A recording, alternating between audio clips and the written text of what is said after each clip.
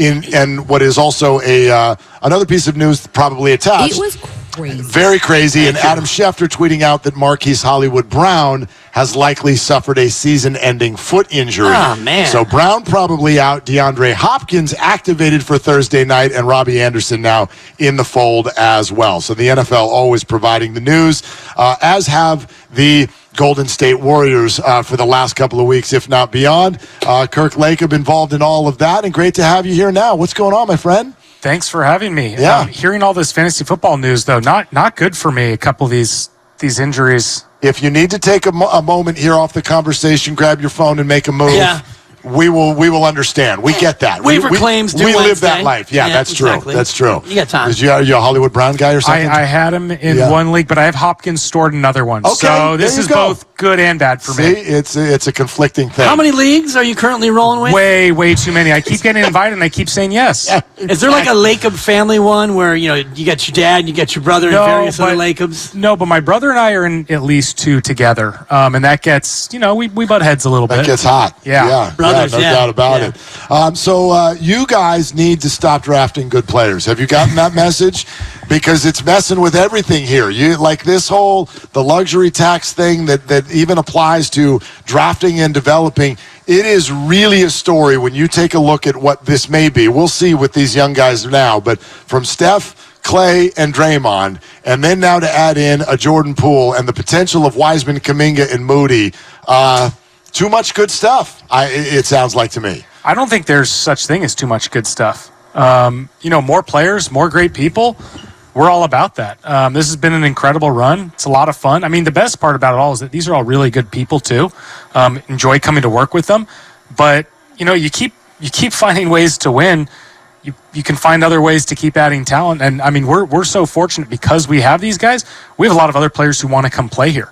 So we get guys like Jermichael Green and Dante DiVincenzo who want to come and play for us. And what does this do for the draftees, though, who seemingly are in the bottom 5 of the roster? Is that more time in Santa Cruz? And how do you find them playing time outside of Santa Cruz to where they can assimilate here with the big club?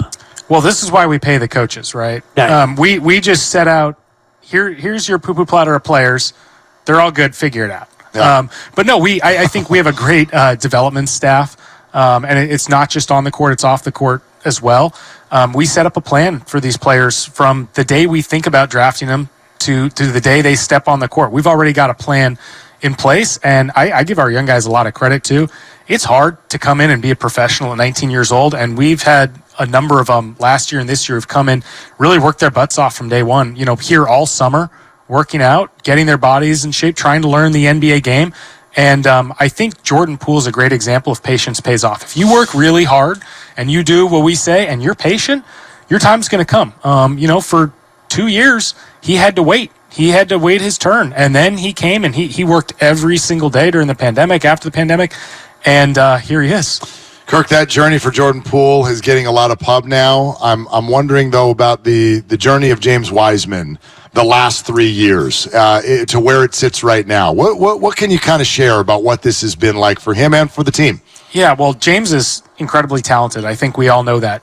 He's also an incredibly hard worker. He cares a lot. He's been dealt a tough hand, but, the guy who he sits next to, guy he plays behind, Kevon Looney, went through something pretty similar. Basically didn't play for 2 years due to injuries. And people were ready to give up on him. And he was an end of the first-round pick, obviously, and look at who he's become. An incredible leader, multi-time champion. So James has a lot of opportunity, a lot of help in the locker room, but he's willing to seize it. He works really, really hard. He wants this. And he has shown tremendous growth. I mean, there was a point this summer when week to week, it was like watching a different player. He would figure things out, and you could see it just click in his mind. All of a sudden, he a little bit slower to make a decision, and he'd make the right decision. He'd take his time, he'd catch a ball, and he'd finish it. Seeing those sort of progressions is huge for young players because all you want to see is them to continue to go up. That's the most important thing. Continue on that linear upward trend, and eventually you're going to make it. And fans, and I'm sure you guys as well, looking for the same growth from Jonathan Kuminga. We saw him in the Summer League, a little bit of an uneven performance coming off of making an impact last year in the playoffs. What sort of a step forward do you look for from Jonathan Kuminga? And specifically, what area of his game are you guys looking at to where you want to see improvement? Well, I think we just saw it in our last preseason game. These are the things we've been working with on since day one. We believe he has absolutely immense potential. And it's so easy to forget just how young some of these guys are, the pressure that's put on them. Jonathan was 18 for a good stretch of last season. I can tell you when I was 18 years old, I was not ready to be an NBA player. I'm still not, to be clear. Right. But it takes time. A lot of other players are learning in high school and college the little things they have to do, and they're adding to their game. He's got to do it in real time, and it's really starting to click for him, too. I thought when we put him out there with kind of our soup, I don't know what that lineup is called today.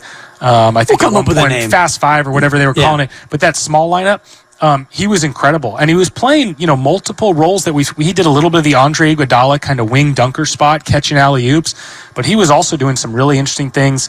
The game has slowed down for him too. Make a pump fake, attack immediately, and then take your time when you get in the lane. You're more athletic than anyone else on the court. Doesn't mean you have to try to jump over them every single time, and he made some great passes. The executive vice president of basketball ops, Kirk Lacob, with us here. Willard and Dibs, 95.7 The Game, live at Chase Center as we get ready for ring night tomorrow night. All these guys, all four of them, if you will, if we just look at these young guys from Jordan to Jonathan, James, and Moses Moody as well. We think about what their basketball growth is. What about sort of the emotional and team-building growth that comes out of the fact that all of them, to a certain degree, either contributed or somewhat watched a championship happen last year? What do they gain from that? There's nothing that beats experience at all for any of us in any job, right? I mean, you weren't ready to go on the radio until you kind of had done it. Right. So being a part of that, for the young guys, getting to see just how hard our vets work. And Steph Curry, obviously, he's the top of everything in the NBA, and he still works harder than anybody else. I mean, these guys come out here and try to work harder, and they can't. It's that old, you come in early and he's still here. You come in 20 minutes early the next day, he's already here. And he stays later and he works so hard. It's not just about the amount of time he puts in. He works so hard when he's working. That is really great. But then the experience of going through the playoffs. A lot of players don't get that for a long time. It's different. Playing in the playoffs is just different. You hear them when it clicks and they finally realize it. I will say we have probably the oldest young guy I've ever met in Moses Moody. Nothing phases this guy. He is so incredibly mature. And I actually, my wife asked his dad after we won the championship, can you guys believe this? You come here, you win a championship in your first year, and he's like, hey, this is what we expected. This is what we're It's like, that's the attitude, he's coming into. This is what I work for. So to have a guy like that who's 20 years old, man, he's incredible. I thought you were going to say Kevon Looney, oldest young guy, because it feels like Kevon should be Totally. 38 or 39. But He's no longer a young guy because we have these much younger guys, but Right. I know he's 26, Kevon's 26 yeah. still, or might be about to turn 27. Yeah, I always forget. I think Kevon came in with me. I'm 34. I always feel like that because he's been with the team for so long now, but he's young.